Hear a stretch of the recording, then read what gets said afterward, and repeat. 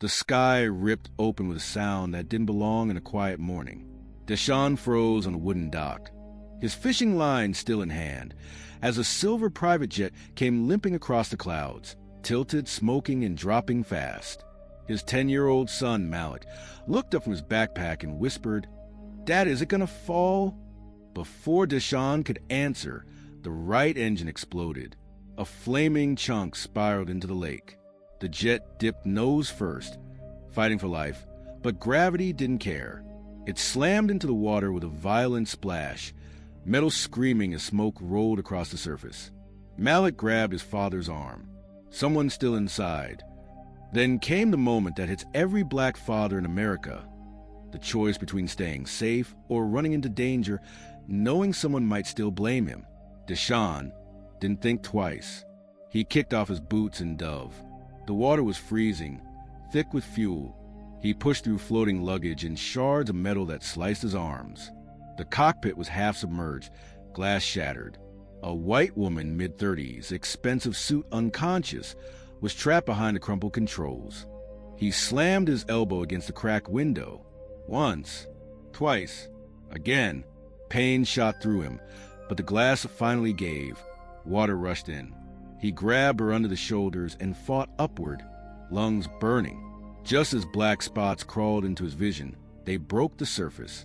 On the shore, Malik screamed for help as Deshawn dragged the limp woman across the rocks. She coughed up water, trembling, breathing again. Sirens wailed in the distance. Engines roared. Black SUVs flew onto the dirt road. Men in suits jumped out, followed by a white man in a tailored coat who shoved photographers aside and sprinted toward them. He saw his sister alive, then turned on Deshawn like a switch flipped.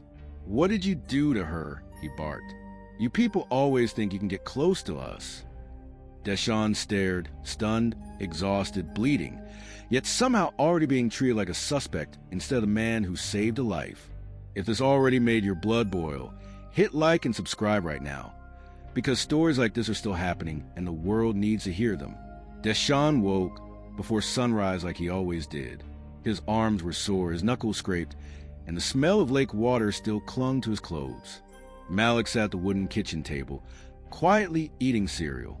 The boy looked up with worried eyes. "Daddy, why was that man yelling at you?" "You saved his sister." Deshawn forced a small smile. "Some folks see what they want to see, son, not the truth." They stepped outside into the cool morning air.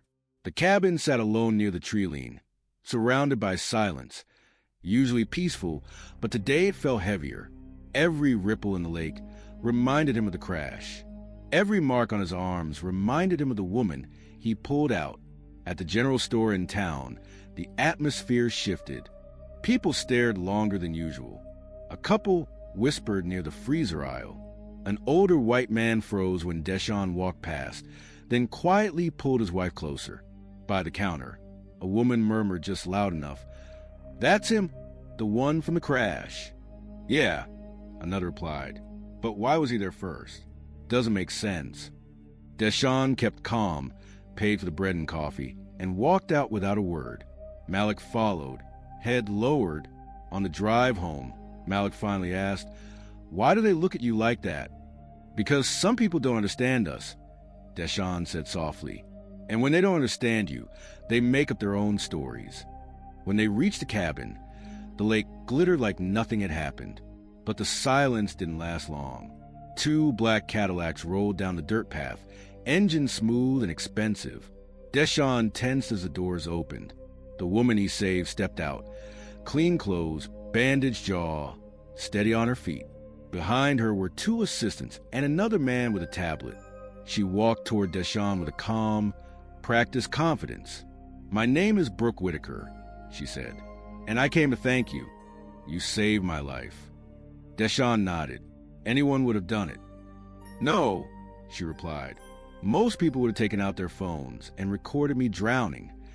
Her assistant offered an envelope, a gesture of gratitude. Deshawn didn't even touch it. "I'm not taking money." Brooke studied him, eyes narrowing with curiosity. "Then at least let me explain something. My brother," he panicked, "but he's not the only one who reacted that way." Deshawn exhaled slowly.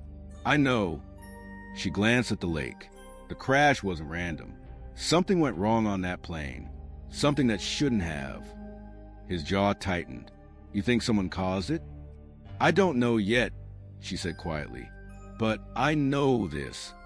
If you hadn't been here, I wouldn't be standing in front of you. Malik peeked from behind the cabin door. Brooke smiled gently. Your son! He saw you risk everything. Deshawn looked at her, unsure whether to trust her, unsure why she had really come, but certain of one thing. Whatever this was, it wasn't over. The next day, the town felt different, like someone had shaken up a beehive and left Deshawn standing in the middle. News vans rolled through the valley. Strangers with cameras showed up near the lake trail. By noon, 2 men with badges claiming to be aviation investigators approached his cabin, but their questions felt more like accusations. Why were you at the lake so early? How did you reach the wreck so fast? Did you notice anything unusual before the crash? Deshawn kept his voice steady. I was fishing with my kid. That's it. Their eyes said they didn't believe him. When they finally left, Malik whispered, Daddy, are they trying to blame you? Deshawn didn't answer. He didn't have to. Later that afternoon, 3 SUVs rolled up once again. This time, Brooke wasn't the first to step out. It was her brother, Cole Whitaker, the same man who shoved Deshawn the day before. His expression was cold, tight, controlled in that corporate way that hides real intentions. He marched right up to Deshawn. I need answers. Deshawn crossed his arms. About what? About why you were so close to the crash site. Why you were able to reach her before anyone else. Why the investigators think. Brooke cut him off, stepping between them. Cole, stop. But Cole didn't listen. You show up bruised and covered in jet fuel, he said sharply, and now reporters are sniffing around, asking why a man like you happened to be here at the exact moment a multi-million-dollar prototype went down. A man like me? Deshawn repeated slowly. Cole didn't back off. Yeah, you know exactly what I mean. Malik stood behind his father, gripping the back of his shirt. Deshawn felt the boy shaking. That alone kept him from snapping back. Brooke looked horrified. Cole, enough. He saved my life. Cole glanced at her, jaw clenched. That doesn't mean he didn't know something before it happened. Deshawn stepped forward. Say what you're trying to say. Cole hesitated, then said it anyway. Maybe the crash was an accident. Maybe someone wanted to be the hero. Brooke gasped. Cole. Deshawn stared at him, stunned. You think I crashed your plane? With what? A fishing pole. Cole's voice softened, but only enough to sound threatening instead of loud. We don't know who to trust right now, and your involvement is convenient. Brooke stepped closer to Deshawn, lowering her voice. Please ignore him. He's scared. The board is pressuring him. The news is everywhere. Deshawn shook his head. Fear doesn't give him the right to talk to me like that. I know, Brooke said, voice steady. But there's something bigger happening here. My plane didn't just fail. It was tampered with. Cole stiffened, eyes narrowing at his sister. You need to stop talking. No, she said. Not anymore. For a moment, the only sound was the wind coming off the lake. Then Cole leaned in, whispering like a threat wrapped in advice. Be careful who you trust out here. Deshawn looked him dead in the eyes. I don't trust anyone who treats me like a suspect for saving a life. Cole stepped back, giving a tight nod to security. The SUVs rolled away in a cloud of dust. Brooke lingered a moment. I'm sorry, she said quietly. Cole doesn't see the world the way he should. But I do, and I know you're telling the truth. Deshawn didn't answer. He watched her leave, the Cadillacs fading between the trees. When he finally went inside, Malik wrapped his arms around him. They're wrong, Daddy. I know they're wrong. Deshawn held him close. I know, son. But as he looked out at the quiet lake, he felt it in his gut. This wasn't just a crash, a rescue, or a misunderstanding. It was the start of something dangerous. If this happened right in front of you, what would you do? Tell me in the comments. I read every one. And if you want justice as much as I do, hit subscribe. The evening settled cold over the lake. the kind of cold that made silence feel heavier than sound. Deshawn was fixing the loose hinge on the cabin door when he heard a car rolling quietly up the dirt path, not the heavy engines of the SUVs. This was softer, slower, cautious. A single black sedan stopped near the porch. Brooke stepped out alone. No assistants, no suits, no brother, just her. She hugged her coat tighter against the wind and approached the cabin. "Can we talk?" she asked. Deshawn nodded and held the door open. Inside, Malik sat at the table drawing with broken crayons. Brooke smiled at him softly before turning back to Deshawn. "I came because I owe you more than a thank you," she said. Her voice was calm, but the tension in her shoulders gave her away. "I ran the diagnostic reports for my flight. Something was wrong before we even left the ground. The hydraulic system didn't fail, it froze." Deshawn raised an eyebrow. "Frozen systems don't happen by accident." "I know," she replied. "That's why I said the crash wasn't random." She pulled a tablet from her bag and placed it on the table. Graphs, error spikes, warning signals that were ignored. Deshawn recognized the patterns immediately. He had seen them before, years ago, when he worked in aerospace. Malik looked up. "Is someone trying to hurt you?" Brooke hesitated, then nodded slowly. "Maybe not just me, but someone in my company is hiding something. And if they're willing to sabotage a test flight, they're capable of worse." Deshawn leaned back, uneasy. "Then you need to go to the police." "I can't," she said. "Not yet. The board will shut it down. They'll protect the company first, not me." Deshawn could hear the fear she was trying to hide. "So, what do you want from me?" "Honesty," she said quietly. "The investigators questioned you, and Cole made things worse. But from what I've heard, you used to work with aircraft systems. You know this technology." He stiffened. "I left that world a long time ago." "I know," she replied. "But I need someone who understands what I'm looking at. Someone I can trust." Deshawn sighed. "Why do you think you can trust me?" Brooke met his eyes. "Because you saved me when you didn't have to. And because the people who should have protected me are the ones who might have put me in danger." Outside, wind pushed against the cabin walls, whispering through the cracks. Malik moved closer to his father, sensing the weight of the conversation. Brooke looked around the small room. The cracked mug on the counter, the worn jacket hanging by the door, the stack of unpaid bills tucked halfway under the radio. She saw the life of a man who had every reason to walk away, but didn't. "There's more," she added. "Someone's spreading rumors about you. That you were near the crash because you knew it was coming. That you showed up too fast. People are trying to make you look guilty." Deshawn clenched his jaw. "Because I'm black." Brooke didn't deny it. She couldn't. "I'm sorry," she whispered. "I wish I could say the world was better than that." He looked at the tablet again. "Show me the logs." Her eyes brightened with something between relief and resolve. She slid the device toward him, and he began scanning the numbers, the spikes, the failures that didn't make sense. After a long moment, he spoke. "You're right. This was an accident. Someone bypassed your safety lock." Brooke inhaled sharply. "Can you help me find who did it?" Deshawn looked at Malik, then back at her.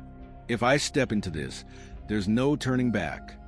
"I know," she said softly, "but I didn't know who else to trust." He exhaled slowly, long, heavy, resigned. "All right," he said. "I'll help you." Brooke's shoulders finally loosened. "Thank you." As she prepared to leave, Malik tugged Deshawn's sleeve. "Daddy, are we in danger?" Deshawn knelt beside him. "Not if I can help it." But when he stood at the doorway watching Brooke's car disappear into the trees, he felt it in his bones. Danger was already here. The next morning, the cold came early. Deshawn stepped outside with a mug of coffee, but before he could take a sip, he saw them. Two unfamiliar SUVs parked near the trailhead. Men stood beside them pretending to be hikers, but their jackets were too new, their boots too clean, their eyes too focused. He knew a tale when he saw one. Inside the cabin, Malik was packing his school books when a knock at the door. Firm, controlled, practiced. Deshawn opened it slowly. A woman stood outside, early 40s, sharp eyes, a blue scarf wrapped tight around her hair. She carried a thin leather briefcase and spoke in a low voice. "Mr. Deshaun Carter? Who's asking?" "My name is Naomi Quinn," she replied. "Internal security at Whitaker Aviation." Unofficially, that word made Deshaun's shoulders tense. She stepped inside only when he moved aside. "I'm here because you're already in more danger than you realize," she said. "And Brooke doesn't know I came." Malik sat on the couch, watching in silence. Naomi placed a sealed envelope on the table. Inside is a list of every engineer with access to override the system that failed on Brooke's jet. 2 of those people were also involved in older projects that had issues. Deshaun opened it, scanning quickly. His stomach tightened when he saw a name he recognized from years ago. Cole's right-hand engineer. The same man who once pushed unsafe shortcuts to hit deadlines. Naomi lowered her voice. "If you go public now, you'll be discredited and challenged and possibly worse. The board is already trying to bury this." Cole wants it gone quietly. "That why he tried to pin the crash on me?" Deshaun asked. He panicked. He's protecting the company, even if it means throwing a black man under the bus. Malik shifted closer to his father. Naomi continued. "Brooke is fighting from inside.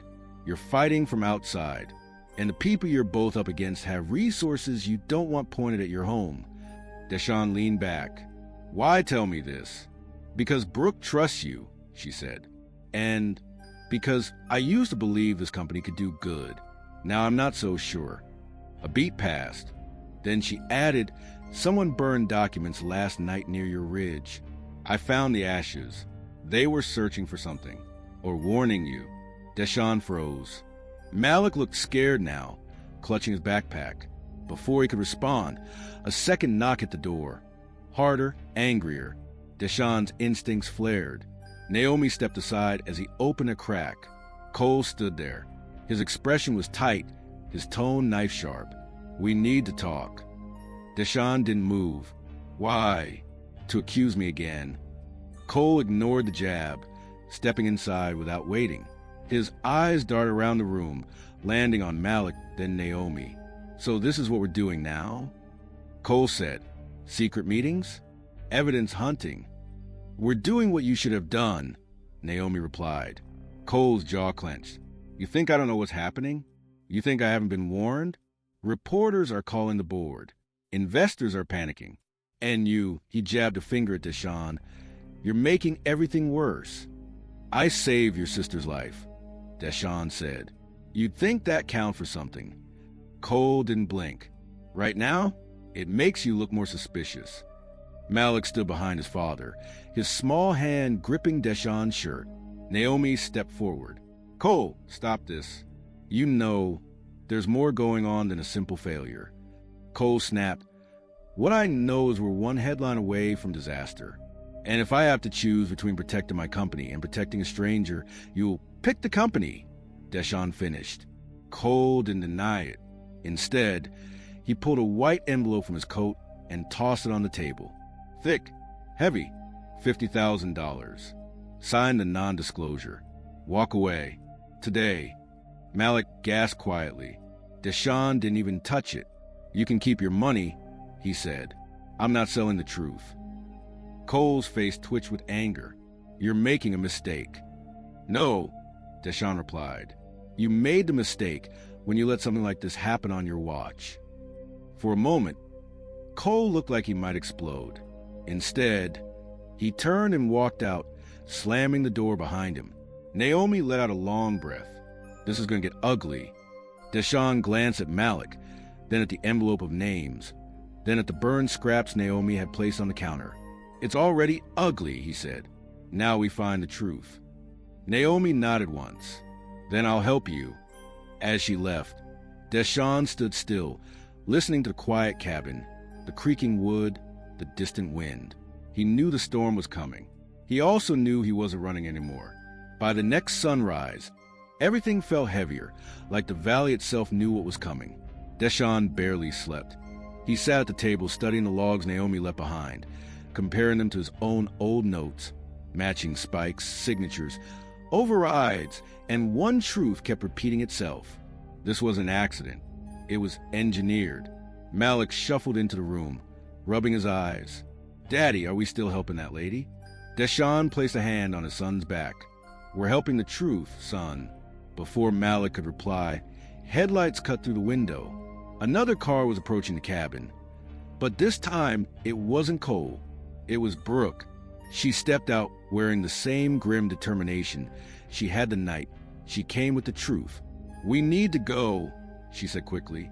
The board scheduled an emergency session. They want to shut everything down before the investigation goes public. Deshaun grabbed his jacket. "So they're choosing silence again." "They always do," Brooke replied, "unless someone forces their hand." They drove into the city in silence, Malik asleep in the back seat. By the time they reached Whitaker Tower, the sky was drowning in gray clouds. Inside, the building buzzed with anxious energy, executives rushing through corridors, phones ringing nonstop, whispers rising as Deshaun walked past. In the boardroom, 12 directors sat stiffly behind polished glass. Cole stood near the head of the table, already flushed with irritation when he saw Deshaun walk in. "What is he doing here?" Cole snapped. "He's the one who saved my life," Brooke said sharply, "and he's the only one who understands the data." The directors quieted as the lights dimmed. Brooke tapped her tablet. The screen behind her lit up with flight data, error logs, engineering audits, the same anomalies Deshaun had studied. She nodded at him. "Explain it," she said. Deshaun stepped forward. "No script, no practice, just truth. In a healthy aircraft system, pressure spikes have limits," he began. Brooke's jet didn't spike, it jumped to impossible levels. That only happens when someone bypasses the lock manually. Murmurs filled the room. "This exact override signature," he continued, "matches an older incident from years ago. Same engineer group, same methods, same cover-up pattern." Cole glared at him. "You don't know what you're talking about." Deshaun ignored him. He tapped the next slide, Naomi surveillance footage. A man entering the hangar late at night, carrying a personal terminal. No staff, no cameras except one Naomi had linked to. Cole stiffened. "Turn that off." "No," Brooke said. "They deserve to see this." The room watched the footage. Every second tightened the air. A director finally spoke. "Is that Ryan Hale?" One of the company's senior engineers. Cole's favorite. The same name Naomi had circled on her list. Another director whispered he had access to override protocols and motive. Brooke finished. "Financial ties to a competitor. Offshore accounts. Recent unexplained deposits." Cole shot up from his chair. "This is a stunt. You're hanging our entire company on the word of the man who saved my life." Brooke said, "Or the man your department can't account for." Silence. Then another voice spoke from the far end of the table. Calm, professional, final. "Cole, sit down." He hesitated, then sank back into his seat, jaw locked. The board reviewed the evidence. They zoomed through logs, compared timestamps, asked questions, hard questions Cole couldn't answer. And slowly, piece by piece, the truth cornered him. When the decision was made, it came like a crack of thunder. "Effective immediately," the chairwoman announced. "Ryan Hale is suspended pending criminal investigation. And Cole, your actions over the last 48 hours have compromised this process. You are relieved of oversight responsibilities until further notice." Cole's face went pale. Brooke exhaled for the first time in hours. Deshaun stood still, watching everything, watching a room full of powerful people finally look beyond their assumptions and see him for what he was. The man who told the truth, not the suspect, not the scapegoat, not the stereotype. The hero. As they left the room, Brooke turned to him with tired eyes. "You didn't just save my life," she said. "You might have saved this company." Deshaun shook his head. "I only showed what was already there." Brooke smiled faintly. "Sometimes that's all it takes to bring the truth to light." Malik ran up and grabbed his father's hand. "Daddy, did we win?" Deshaun looked down at him, then out at the gray sky that finally looked like it might clear. "We're not done," he said softly. "But we're close." The drive back to the cabin felt different this time. The air wasn't heavy anymore, and for the first time in days, Deshaun felt like he could breathe without looking over his shoulder. Malik leaned against him in the truck, staring out at the trees, slipping by. "Daddy," he said softly, "you weren't scared, right?" Deshaun smiled a little. "I was, but being scared doesn't mean you stop doing what's right." When they reached home, the late afternoon sun painted the lake gold. Everything looked calm, still, safe. For a moment, a low rumble broke the silence. Then another, and another. 3 glossy supercars, black, silver, and cherry red, glided down the dirt road, engines humming like a rolling announcement. Malik's mouth dropped open. "Daddy, are those?" "Yeah," Deshaun whispered. "They are." The cars parked neatly in a row, catching the sunlight like they were meant to be photographed. The driver's doors lifted open smoothly. Brooke stepped out of the black one, smiling with a relieved warmth he hadn't seen before. Naomi exited the silver one, holding a stack of official documents. A young assistant climbed out of the red one, with a case marked "Property of Whitaker Aviation." Brooke approached with Malik practically glued to Deshaun's side. "You earned this," she said quietly. "All of it." She opened the case.